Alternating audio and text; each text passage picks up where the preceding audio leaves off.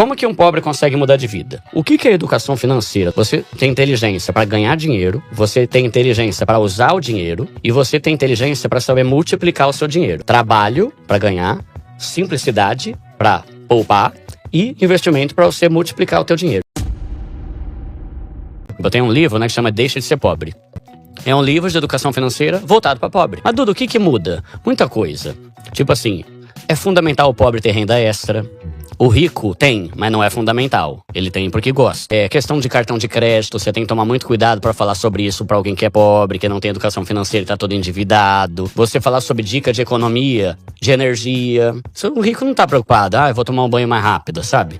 Né? Então, como viajar mais sendo pobre. Então, tudo no meu canal é sempre voltado nesse pessoal e levando em conta tudo que eu fiz a minha vida inteira que deu certo. Eu não era rico, mas eu tinha uma casa própria, eu tinha um carro quitado, eu era um assalariado que levava marmita, mas eu viajava todo ano, eu não tinha nenhuma dívida, não tinha necessidade de parcelar nada. Eu passo as dicas de tudo aquilo que deu certo na minha vida. Todo esse conteúdo, Douglas, de educação financeira, tudo tem base bíblica, é incrível. A única coisa que tem nesses livros best-sellers aí, que não tem na Bíblia, é IPCA, CDI e CDB, porque eles não tinham na época. Exato. Né? Mas já tinha investimento, já tinha banco, já tinha um monte de coisa. Então, não, os princípios, tudo é incrível. Tipo assim, o meu livro tudo tem na Bíblia já. Qual que é essa correlação de vida financeira e vida emocional? Tem gente que tá com pouca saúde mental por problema financeiro, né? E tem gente que, tipo assim, uma via de mão dupla, que ter problema financeiro gera saúde mental ruim e ter problemas emocionais gera você ter problemas com finanças. Então fica até cíclico, né? Sim, aí vai se retroalimentando, né? Porque você pega uma pessoa melancólica, uma pessoa que tá triste, cara, ela quer ter algum prazer. Shopee. Shein, né? Shein, eu falo Shein, né? Cara, a pessoa que ela tá triste, tá numa situação ruim, tá amargurada no casamento, tá com problema, sei lá onde, de alguma forma ela quer ter prazer. E a compra dá prazer. Tá. Então esse é um problema que pessoas que estão passando por melancolia têm uma tendência maior de comprar e consumir coisa. Só que é aquele negócio passageiro. Compra, aí chega e no dia seguinte tá triste de novo. Aí, né, não para mais, né?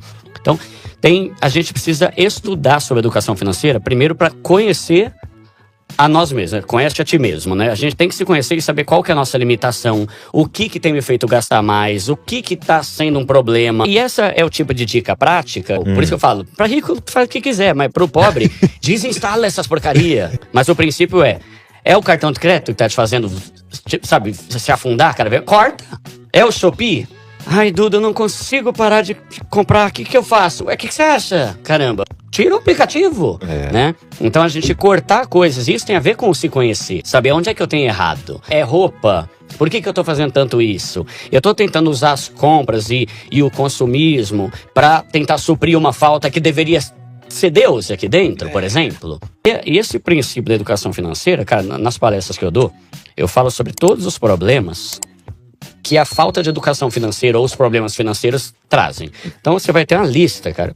Ansiedade, estresse, depressão, baixa autoestima, falta de lazer, perda de oportunidade. É muita coisa. Peguei uma estatística lá que até 2022, segundo o IBGE, 53% dos divórcios é por causa de problema financeiro. Não é só problema financeiro, tipo assim, o não ter dinheiro. É o não saber lidar com dinheiro. É o pensar de forma diferente do cônjuge. Brigar o tempo inteiro nesse assunto, né? Quer ver um problema financeiro que dá muito problema em casamento? É o que a gente chama de infidelidade financeira. É muito comum. Você começa a ocultar as coisas do cônjuge. Ah, não. Meu marido é um gastão, eu não vou falar que eu ganhei esse bônus aqui não. Ah, não, se eu falar pra minha esposa desse 14º aqui, ela vai querer comprar outra bolsa. Aí começa a mentir no casamento. E quando se descobre, você perde a confiança. E você vê, a raiz é o quê? Finanças. Muita coisa financeira. Nas palestras que eu dou pra casais, a gente fala muito sobre isso, né? Sobre como muitas vezes o casamento tá caótico, só que não se percebe que a raiz é o problema financeiro. Ah, meu marido não quer fazer nada. Falta de dinheiro.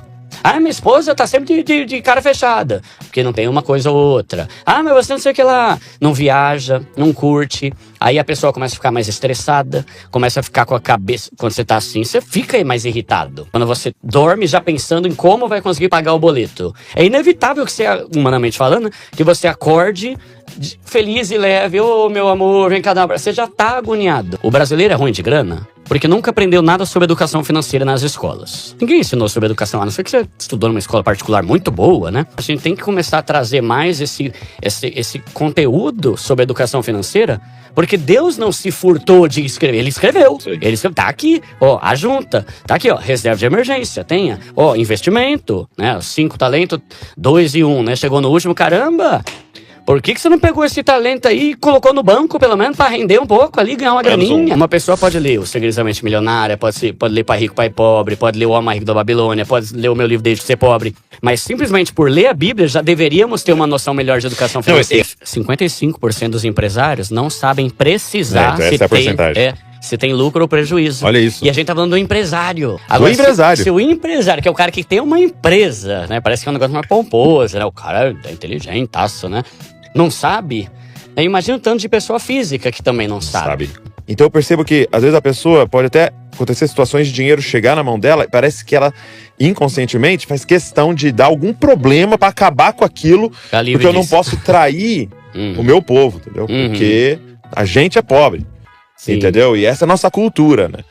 Você percebe isso? Sim. E qual é a sua resposta diante disso? É possível uma pessoa sair desse estado? Tem muito a ver com as crenças limitantes que a gente tem hoje em dia, né? Que o dinheiro é uma maldição, o dinheiro corrompe, tem um certo ranço com ricos. Tem gente que não gosta de rico. Eu tive que fazer um vídeo sobre isso, porque às vezes eu fico falando de um jeito também, que eu tenho me policiado mais, que eu falo de um jeito como se... Aquele negócio, tem rico que é tonto, tem pobre que é tonto, tem gente tonto de todo jeito, né? Não adianta, né? Cara, tem idiota em todo lugar. Tem um certo preconceito, principalmente porque o pobre, às vezes, ele tem inveja do rico. Muitas vezes o rico é sem noção e fica ostentando, e isso causa mais raiva ainda, porque existe muito empresário que quer ficar rico sozinho. E aí você fica irritado, como CLT. Você vê a empresa dobrando, triplicando, o cara trocando de carro, e quando chega no dia do 1º de maio, 2% de dissídio pros funcionários. Pô, vai tomar banho, velho.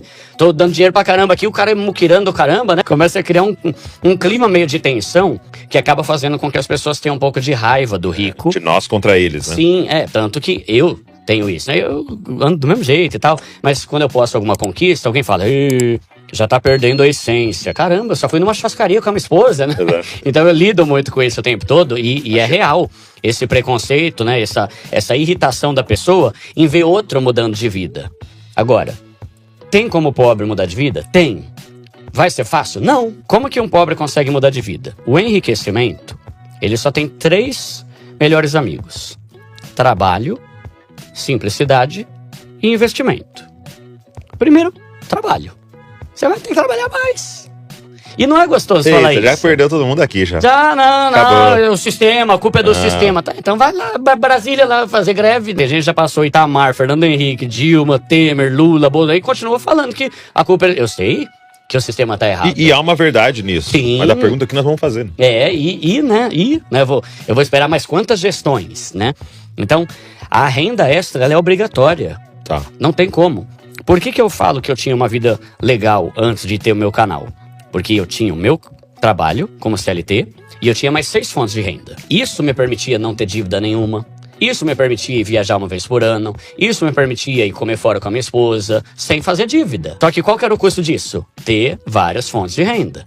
Então, isso é o ponto necessário. Tem ideia para você trabalhar após o trabalho, no trabalho, Uber, motorista de aplicativo, passear com cachorro, alguma habilidade nova, fazer algum curso de negócio de cílio, estética, o que quer que seja. É o tipo de coisa que eu tô falando, sabe? Não dá pra ficar parado. E aí a pessoa fica irritada, às vezes, quando eu falo isso, porque pensa, olha aí, mais um playboyzinho que ganhou dinheiro vendendo curso, querendo ensinar ao pobre. Caramba, eu nunca vendi curso. Tudo que eu tive na minha vida foi por causa de renda extra. E eu tinha 6. Entende? Por que eu ganhava e tinha uma vida de muito mais qualidade do que amigos meus que tinham um salário dobro do meu? Porque eu tinha renda extra. Então, fazer mais coisa vai ser necessário. E é trabalho, né? Renda extra é trabalho extra. E trabalho quer dizer trabalho, né? E eu falo, não vai ser fácil. Mas viver na miséria também não é fácil, né? E às vezes é questão de um tempo. Vamos montar um plano aqui básico. Segundo a Serasa, a média de dívida dos brasileiros fica entre 3 e 4 mil. Tá, 3 e 4 mil. Primeiro, não é um Deus nos acuda. Ah, meu Deus, se fosse 50 mil, beleza, mas 3 a 4. Hoje em dia, Tem feirão da Serasa, tem acordo certo, tem um monte de empresa de renegociação que você consegue quitar com mais de 50%. Vamos dizer que caiu para 2 mil. Cara, em uma cidade grande como São Paulo, em 2 meses fazendo Uber das 18 às 23, você já tira 2 pau. Entende? Você resolveu o teu problema em 2 meses. Aí a partir dali, o que eu faço agora? Vamos montar sua reserva de emergência, que é um princípio bíblico. Reserva de emergência é aquele dinheiro que você tem que ter reservado para situações de emergência. Montou ali uma reservinha de 3 mil? Cara, aqui ó, em 6 meses fazendo renda extra, é gostoso? Não, mas em 6 meses... Dentro desse cenário que eu montei, você já quitou todas as suas dívidas e já tem uma reserva de emergência, coisa que 90% do Brasil não tem. Você entende que você já subiu uma escada aqui, ó, que você já tá num nível muito acima da maioria dos brasileiros. O que você deve fazer? 6 meses de renda extra. Mas se você tiver uma dívida, uma vida equilibrada, com um dinheirinho pra você curtir... Qual é o conceito de pobreza? Tem várias formas de a gente pensar sobre o que é pobreza. Tem as classes sociais, A, B, C, D e E, tem o negócio da extrema pobreza, a pobreza e tal. O que eu gosto de pensar? Pobre é a pessoa que tá toda endividada, não tem nenhum dinheiro investido e trabalha o mês inteiro só pra pagar boleto. Tá. Pobre. Duda, mas eu ganho 20 mil por mês. Pobre. Cara, eu já dei palestra pra médico. Tudo nessa situação. E o cara que ganhava menos ali ganhava 30 pau. Todo endividado, não tinha nenhum dinheiro investido e trabalha o mês inteiro só para bancar o custo de vida que ele foi fazendo ao longo dos anos. Isso se resolve fácil? Não, porque vai ter que fazer renda extra. Mas é muito mais rápido quando você pensar... Para com esse negócio de milhão. Quando você perceber que quitar as dívidas, montar uma reservinha de 3 mil e começar a investir é 1000 vezes mais fácil do que ficar milionário, você vai se animar mais pra fazer isso. Porque o brasileiro tem esse sonho, nossa, se eu ganhasse na Mega Sena, o que eu ia fazer, né, tal, né? Isso que atrapalha. Não. Quita suas dívidas, monta sua reserva e começa a investir um pouquinho. Tua vida já vai estar outra, tua saúde mental vai estar melhor, teu casamento vai estar melhor, você já vai poder viajar de vez em quando com a tua esposa. E quanto que você tem investido? 5 mil? Tá bom. Só que só o fato de você não ter mais dívida já faz com que a maior parte do teu salário seja pra você curtir. Só que você vai pegar hoje o brasileiro. Eu falo muito sobre pagar à vista, né? Tomar cuidado com parcelamento. Tem vantagens e tal, mas pro meu público eu falo, cuidado. A pessoa chega e fala, Duda, que jeito? Como é que eu vou conseguir pagar alguma coisa à vista? É claro, quando cai teu salário no quinto dia útil, R$1.600 é só pra pagar a fatura do cartão. Imagina que você não tem essa fatura do cartão, que você deu uma segurada por 6 meses, 1 ano, segurada mesmo. Não vou gastar com nada, vou parar, vamos focar. Amor, bem, vamos botar a nossa casa em ordem. Esse vai ser um investimento pro nosso casamento, inclusive. Sem comprinha, sem Shopee, sem lazer, sem ir no shopping, por um período. Isso é importante. Bota um prazo. Não é a vida inteira, né? Bota um prazo. Faz ainda essa. Se o marido e a esposa fizer junto, meu Deus do céu, vai ser muito mais rápido. Meu Deus. Né? Talvez em 1 ano você já consegue fazer isso. Aí, começando a estudar sobre educação financeira, você já consegue não voltar pro buraco. Né? Não voltar a cometer os mesmos erros de sempre. Só que aí eu volto àquele ponto principal. Quem estuda sobre educação financeira? Quem está preocupado com isso? Quando a gente estuda, a gente começa a trazer, será que faz sentido eu fazer mais um consórcio e um financiamento? Não tem noção. Tem gente que tá fazendo um financiamento, tá todo lascado e faz 2 consórcios pra tentar quitar o financiamento. Aí não sai nunca, sabe? E o quê? Fala de educação financeira. Não, quer ver um negócio que eu fico louco? Gente que pertence vem do Big Brother, pelo amor de Deus, mano. Você já tem problema na sua vida? Não, você já tem, vai vendo treta dos outros não, e torcendo lá, cruza os dedos, pra pessoa ganhar 1,5 milhão e você continua pobre. Caramba, mano, vai estudar pra você ganhar dinheiro, caramba, né? Tem gente que passa muito tempo. A gente falou sobre o que é ser pobre. Sim. Uma coisa que eu gosto muito de trazer sempre é: por que ser rico? Primeiro, qualidade de vida pra você e pra tua família. Ótimo. Independência financeira. Maravilha. Generosidade cada vez maior. Pra mim, esses 3. Então, não tá incluso aqui ostentação. Não tá incluso aqui ser rico pra provar que eu sou melhor que o fulano ou cicrano. Não tá aqui ter um carro melhor que o do meu vizinho. Pra mim, a tua motivação em ser rico, se ela tiver esses 3 pontos, biblicamente tá ok. Então a Bíblia fala, né, que é bom que a gente desfrute, goze o fruto do nosso trabalho. Você merece. Por que você não pode viajar nunca? Não tô falando que você tem que viajar. A Bíblia fala, você trabalhou, então é legal que você usufrua. Prosperidade é você ser bem-sucedido em trazer benefício aos outros. Mano, isso é muito louco, né? Muito bom.